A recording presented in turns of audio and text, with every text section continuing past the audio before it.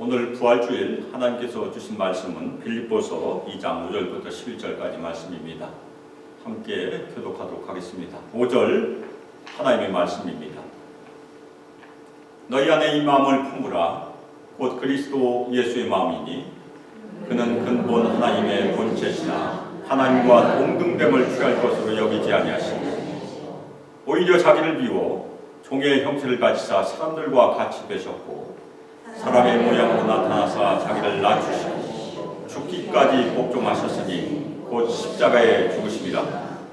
이러므로 하나님이 그를 지극히 높여 모든 이름 위에 뛰어난 이름을 주사 하늘에 있는 자들과 땅에 있는 자들과 땅 아래에 있는 자들로 모든 무릎을 예수 이름에 꿇게 하시고 모든 입으로 예수 그리스도를 주라 시인하여 하나님 아버지께 영광을 돌리게 하셨느니라.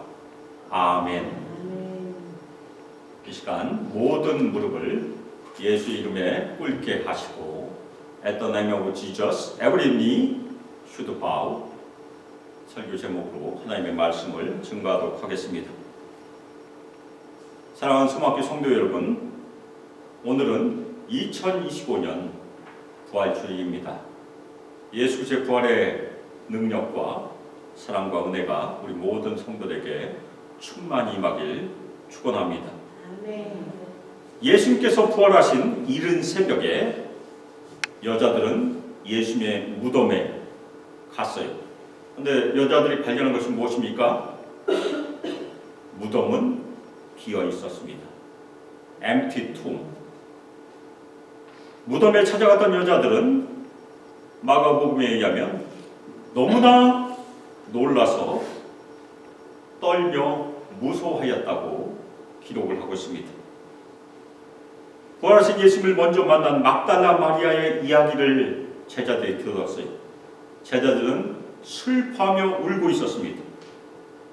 그런데 막달라 마리아의 이야기를 듣고도 예수님과 함께하던 사람들은 믿지 아니하였습니다. 그리고 부활 아침에 세상은 여전히 혼란스러웠습니다. 지금도 세상은 혼란스러워요. 그러나 부활 아침에 하나님께서는 하늘은 조용히 선포하고 있었어요. 그가 높임을 받으셨도다. 아멘. 사랑하는 여러분, 오늘 부활주일 예배에 우리가 다시금 바라봐야 할 것은 예수님께서 우리를 향하여 우리를 위하여 품으신 그리스도의 마음입니다. 우리 모든 성도들 오늘 부활주일 말씀을 통해서 주님이 품으신 마음을 발견하고 예수님의 마음을 품으시기를 바람으로 말씀을 전하도록 하겠습니다. 바울은 빌립보 교회 성도들에게 아주 간절한 마음으로 권면을 하고 있어요. 너희 안에 이 마음을 품으라. 곧 그리스도 예수의 마음이니. 그러면 성경에서 그리스도의 예수의 마음은 어떤 마음이라고 저에게 전하고 있습니까? 복음서에서 예수님께서 친히 자신의 마음을 우리에게 말씀하신 적이 있어요. 그 말씀은 우리 모든 성도들이 잘 아는 말씀이에요. 마태복음 11장 29절 30절 나는 마음이 온유하고 겸손하니 나의 멍에를 메고 내게 배우라. 그리하면 너희 마음이 쉼을 얻으리니 이는 내 멍에는 쉽고 내 짐은 가벼움이라 하시니라. 여기서 발견할 수 있는 예수님의 마음은 무엇입니까? 온유하시고 겸손하신 마음. Gentle and lowly. 그렇게 저희가 영어로 표현할 수 있어요.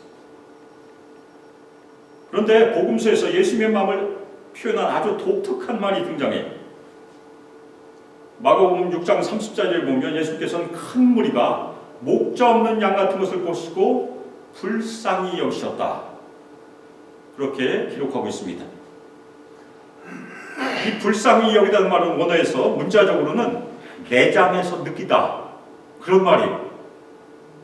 우리는 어디서 감정을 느낍니까? 가슴에서 느낀다고 생각을 하죠. 그런데 히브리 사람들은 옆구리에서 느낀다고 생각을 한다고 합니다. 우리 말로 하면 이제 콩팥쯤 되죠. 콩팥쯤.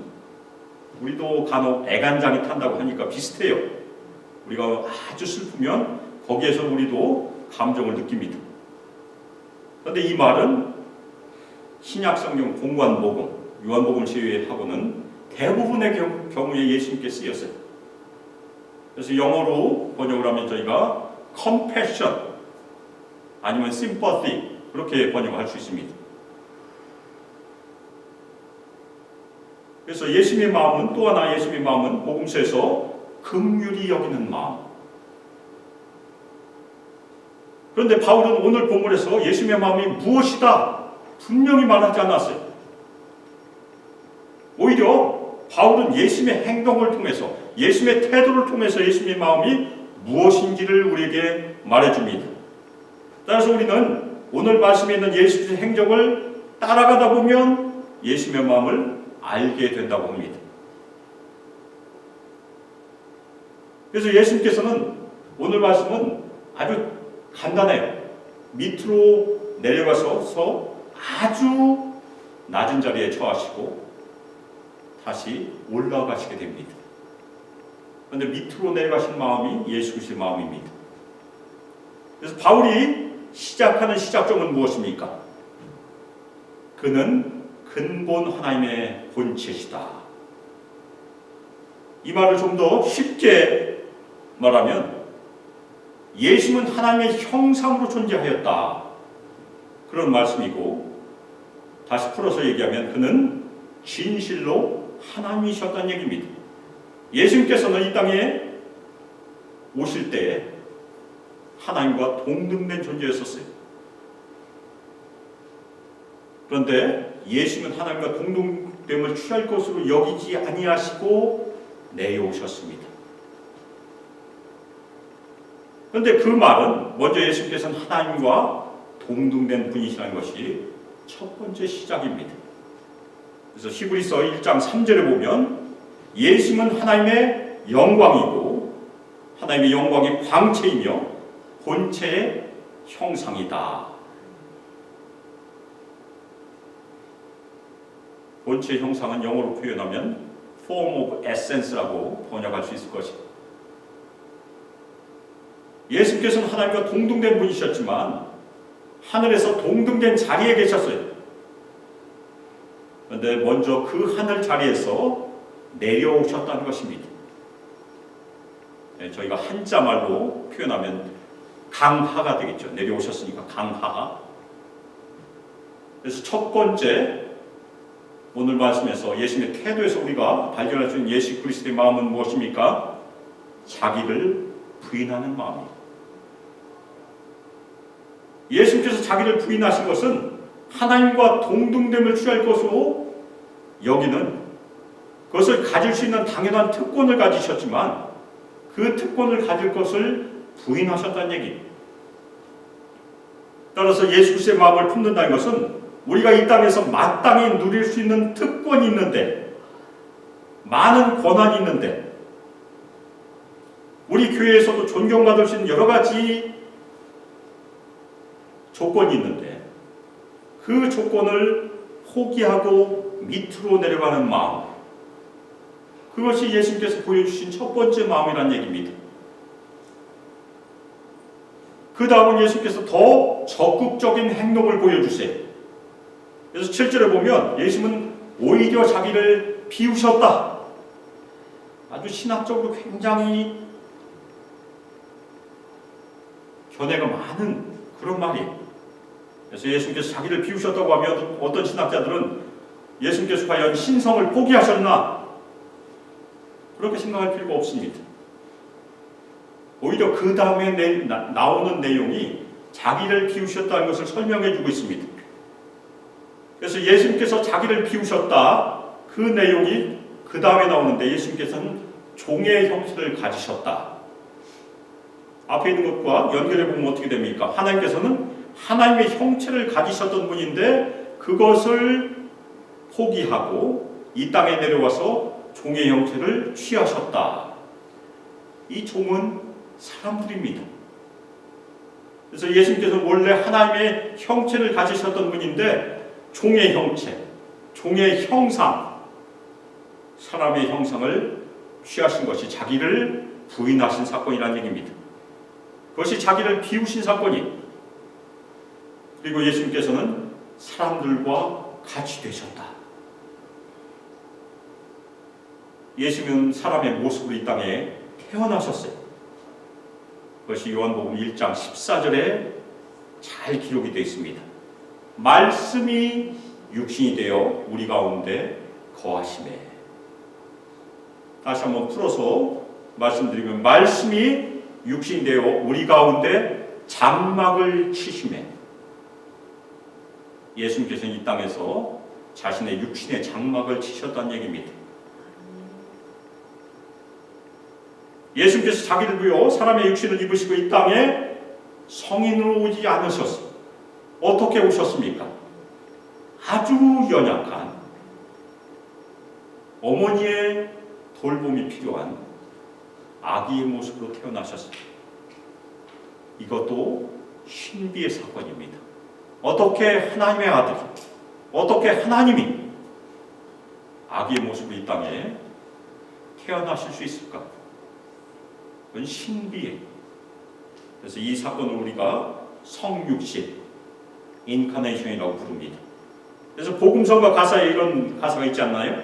예수님이 하늘 영광 버리시고 이 땅에 오셨다. 그것이 자기를 비우신 사건이. 그리고 예수님께서는 사람의 모형으로 나타나셨다. 이 말은 사람들과 같이 되셨다를 똑같이 표현하는 말입니다. 모양, 형상 다 똑같은 말이에요. 반복적으로 지금 설명하고 있습니다. 그 다음에 예수님께서는 사람의 모습으로 이 땅에 오셨지만 더 낮은 곳으로 또 내려가십니다. 가장 낮은 곳까지 자신을 낮추신 사건이 십자가 사건이에요. 그래서 바울은 뭐라고 고백하고 있습니까? 자기를 낮추시고 죽기까지 복종하셨으니 곧 십자가에 죽으십니다. 저희가 성금요일날 이것을 저희가 기념하고 있어요. 이것을 다시 번역하면 이렇게 됩니다. 그분은 죽기까지, 심지어 십자가에 죽기까지 순종함으로 자신을 낮추셨습니다. 그렇게 번역할 수 있습니다. 예수님께서는 하늘 보좌를 버리고 하늘 영광을 버리고 인간의 모습으로 이 땅에 오셔서 우리를 살리기 위하여 죽기까지 내려가셨는데, 그 가장 낮은 자리는 십자가에서의 죽음의 자리였다는 얘기입니다. 그래서 우리가 살아난 것이 아멘입니까? 아멘. 예수님의 길은 자발적으로 하늘 영광을 떠나시는 길입니다. 그래서 인간 세상에 내려오시고 가장 낮은 자리 십자가까지 내려가시는, 스스로 자신을 비우시고 자신을 부인하시고 낮추시는 겸손의 길이었다는 얘기입니다. 자신을 겸손하게 낮추시고 죽음까지도 받아들이는 가장 낮은 자리까지 내려오신 것이 예수 그리스도의 태도, 예수 그리스도의 마음이라고 저희가 이해할 수 있습니다. 따라서 사도 바울이 오늘 본문을 통해서 우리에게 주는 예수 그리스도의 마음은 스스로를 낮추는 겸손의 마음입니다. 예수님께서 나는 온유하고 겸손하니 중에서 겸손의 마음을 사도 베드로가 예수 그리스도의 길을 통해서 우리에게 보여주고 있습니다. 예수님께서 죽기까지 복종하셨으니 곧 십자가에 죽으심이다. 이 말씀 앞에서 우리는 할 말을 잃습니다. 우리가 할 수 있는 것은 아무것도 없기 때문입니다. 예수님께서 죽기까지 복종하셨단 말은 우리가 이해할 수 없는 또 하나의 신비. 어떻게 하나님의 아들이 죽을 수 있는가? 하나님과 동등된 분이 죽을 수 있는가? 또 하나의 신비가 우리가 경험하는, 고난주간에 경험하는 놀라운 하나님의 선물이고 은혜입니다. 그 은혜 때문에 우리가 다 살았어요. 아멘입니까? 하나님의 사랑은, 하나님께서 세상을 이처럼 사랑하사 독생자를 주셨으니 그 사랑은 예수님을 십자가로 이끌었어요.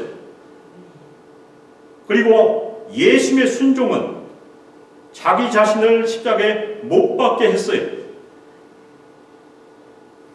우리 모든 성도들 십자가에 못 박히신 예수 그리스도를 바라보면서 그분을 생각하면서 우리 스스로에게 외쳐봅시다. 내 영혼아, 너는 그 십자가의 앞에 엎드려라. 내 죄가 박힌 그 못을 바라보아라. 우리가 그 십자가에 못 박혀야 되었다는 얘기입니다. 우리 손이 못 박히고 우리 발이 못 박히고 우리가 창에 찔려야 됐다는 얘기. 그러나 예수님께서는 우리를 살리시기 위해서 우리 대신 십자가를 지셨고 고난받으셨고 피를 흘리셨고 죽으셨습니다. 그런데 그 예수님의 죽음은 사고가 아니었어요. 액시던트가 아니었어요. 바로 그것은 예수님의 선택이었습니다. 부활절 아침 그 예수님의 선택이 승리로 바뀌게 됩니다. 예수님께서 죽은 자들 가운데서 일어나시기 때문에 승리로 바뀐 것입니다. 그런데 우리가 중요하게 생각할 것은 여기까지는 예수님께서 주인공이셨어요. 문법으로 따지면 주어가 예수님이셨습니다. 예수님이 스스로 하신 일이에요. 예수님께서 무슨 일을 하시고 무슨 일을 하시고 주어가 예수님이었습니다. 그런데 이 시점부터 주어가 바뀝니다. 주인공이 바뀌어요. 그래서 9절에서 이러므로 하나님이 예수님을 지극히 높이셨다고 바울이 얘기합니다. 여기서 이러므로 하나님의 선언이 이 사랑하는 아들을 어찌 그냥 둘 수 있느냐? 내가 그를 가장 높은 곳에 앉히리라. 하나님께서 선언하신 것입니다. 그래서 예수님께서 높아지시는 과정에는 주인공은 하나님이세요. 첫 번째 과정이 무엇입니까? 먼저 하나님께서 예수님을 죽은 자들 가운데서 일으키셨습니다. 이것을 우리는 예수님의 부활, 레저렉션이라고 불러요. 마가복음 16장 6절에 개역개정은 그가 살아나셨고 이렇게 번역하는데 이 말 들으면 예수님께서 스스로 일어나셨나 생각할 수 있는데 원어를 문자적으로 번역하면 그는 일으키심을 받았고 그렇게 번역해야 돼요. 영어로 번역하면 He has been risen. 그 다음에 무엇이 생략됐습니까? By God. 예수님께서 일으키심을 받으셨고 누구에 의하여? 하나님에 의하여 일으키심을 받으셨다는 얘기입니다. 저절로 일어나신 것이 아니에요. 하나님의 능력으로 하나님께서 일으켜주신 사건이 부활의 사건이에요. 그 다음에 하나님께서는 예수님을 하늘로 올리셨습니다. 이것도 예수님께서 스스로 올라가신 것이 아니고 하나님께서 하늘에서 예수님을 올리신 사건이에요. 그래서 우리는 이것을 예수님의 승천이라고 부릅니다. 영어로 얘기하면 ascension이에요. 그런데 여기서 끝나잖아요. 그 다음 사건이 무엇입니까? 하나님께서는 예수님을 하나님 어디에 앉히십니까? 우편. 이것을 우리가 한자말로 얘기하면 승귀. 귀한 곳으로 올라가셨다 해서 승귀라고 부르죠. 영어로 얘기하면 exaltation입니다. 그래서 부활, 승천, 승귀의 과정이 바로 하나님께서 그를 높이신 그 과정입니다. 그 다음에 하나님께서는 예수님에게 모든 이름에 뛰어난 이름을 주셨다고 얘기합니다. 저희가 또 질문할 수 있어요. 모든 이름에 뛰어난 이름은 과연 어떤 이름일까요? 바울은 명확하게 말하지 않아요. 근데 11절에 보면 예수 그리스도를 주라고 부른 것을 보아서 뛰어난 이름은 주라고 생각할 수 있어요. 이 주란 말은 하나님께 사용된 말입니다.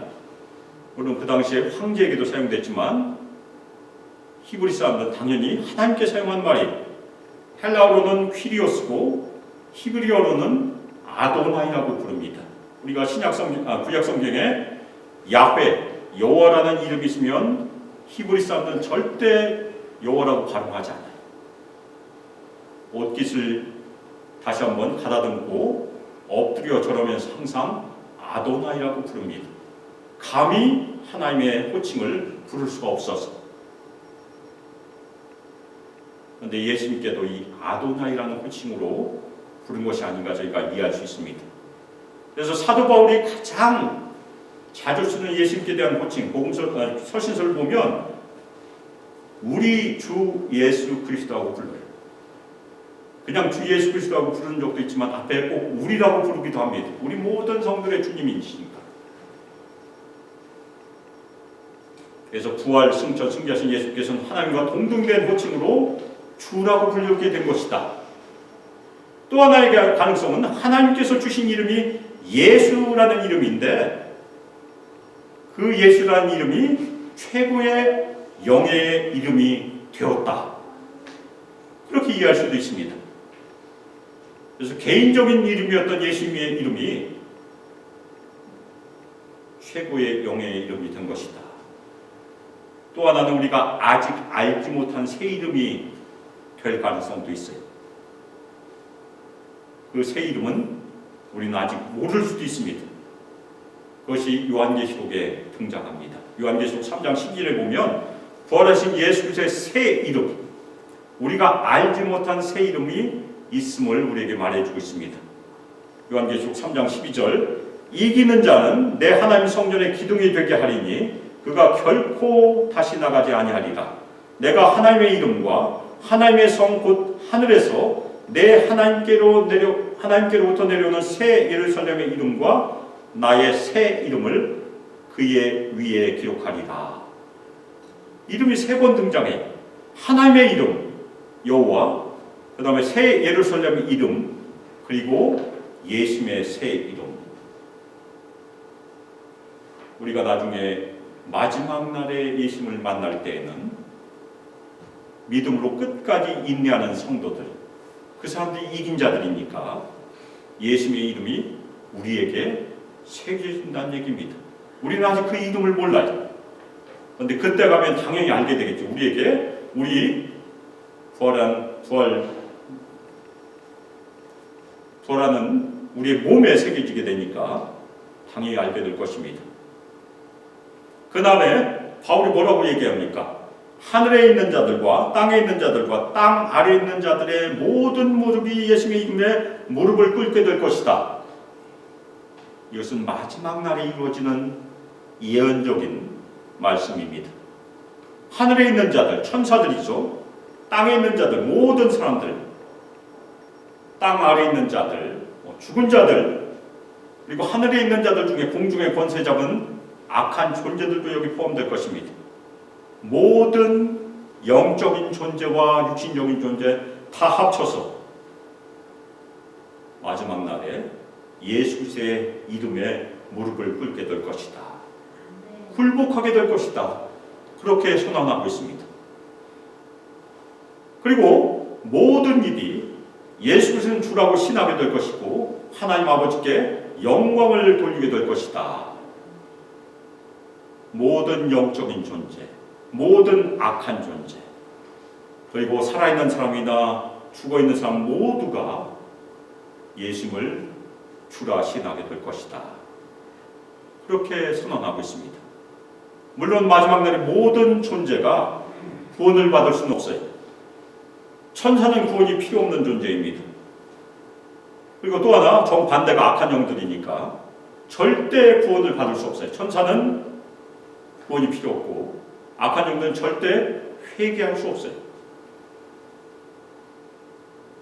그리고 이 땅에서 예수님을 구주로 영접한 사람들은 살아있으나 죽어있으나 마지막 날에 당연히 부활하게 될 것입니다. 아멘입니까? 그리고 우리는 예수님을 기쁨으로 영접하게 될 것이, 이 땅에서 우리가 주로 예수님을 신하고 있으니까 마지막 날에도 당연히 예수님을 주로 신할 것입니다. 그런데 악한 영들, 그리고 예수님을 끝까지 거절한 사람들, 지금은 예수를 주라 신하지 않을 수도 있어요. 그런데 마지막 날에는 심판주로 오시는 예수께 당연히 굴복하고 당연히 주라 신할 수밖에 없다는 얘기입니다. 예수 그리스도의 이름은 이제 모든 이름 위에 있는 이름이 되었어요. 예수께서 십자가에서 승리를 이루셨기 때문에. 그리고 마지막 날에는 예수 그리스도 앞에 모든 무릎이 무릎 꿇고 모든 입이 주라 신하게 될 것이다. 그래서 우리 성도들이 꼭 믿어야 할 주님의 말씀입니다. 지금은 사람들의 입이 때로는 예수의 이름을 조롱하고 무시하고 있어요. 아직도 예수를 거절하는 사람들이 많이 있습니다. 그러나 언젠가는 모든 입이 예수 그리스도를 주라 신하게 될 것입니다. 지금은 무릎 꿇지 않지만 언젠가는 모든 무릎이 꿇게 될 것입니다. 사랑하는 여러분, 이 부활의 날 예수 그리스도께서는 낮아짐의 가장 낮은 자리에서 가장 높은 영광의 자리로 오르셨습니다. 그 부활하신 예수님을 찬송하시기를 주님의 이름으로 축원합니다. 부활절은 단지 죽음을 이긴 날이 아니에요. 하나님의 사랑이, 그리고 예수 그리스도의 순종이, 그리고 예수 그리스도의 겸손이 부활의 영광으로 증명된 날이 부활절입니다. 예수는 하나님께 순종의 무릎을 꿇으셨고 이제 모든 무릎이 예수 앞에 꿇게 될 것입니다. 오늘 우리는 이 말씀 앞에서 어떤 마음을 품기를 원하십니까? 예수의 마음을 품으라 바울이 말했는데 어떤 마음을 품기를 원하십니까? 스스로 올라가는 마음을 품기를 원하십니까? 아니면 스스로 낮아지는 마음을 품기를 원하십니까? 예수께서 죽기까지 자신을 낮추셨던 겸손의 마음, 하나님께 끝까지 순종하셨던 순종의 마음을 품으시기를 주님의 이름으로 축원합니다. 그것이 부활의 진정한 응답이기 때문입니다.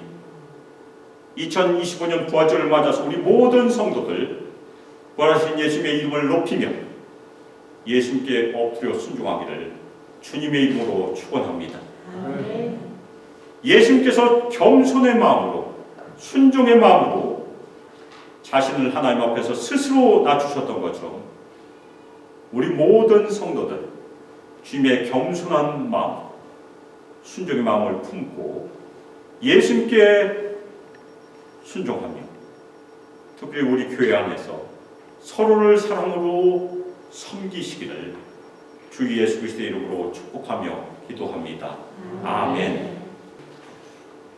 이제는 우리 주 예수 그리스도의 은혜가 하나님의 사랑과 성령 하나님의 교통 교제하시며 우리에게 권능을 부어주시고 충만히 마시고 우리 모든 성도들 인도하시며 이 땅에서 예수를 늘 신실하게 믿음으로 주님께 엎드려 순종하고 예수 그리스도의 팔자취를 따라서 예수 그리스도의 겸손의 마음, 순종의 마음을 품고 끝까지 주님과 동행함으로 섬기기를 결단하고 소망하는 우리 수많게 모든 성도들과 청년들과 유수 아이들 위해 영원토록 함께하기를 주 예수 그리스도의 이름으로 축복하며 기도합니다.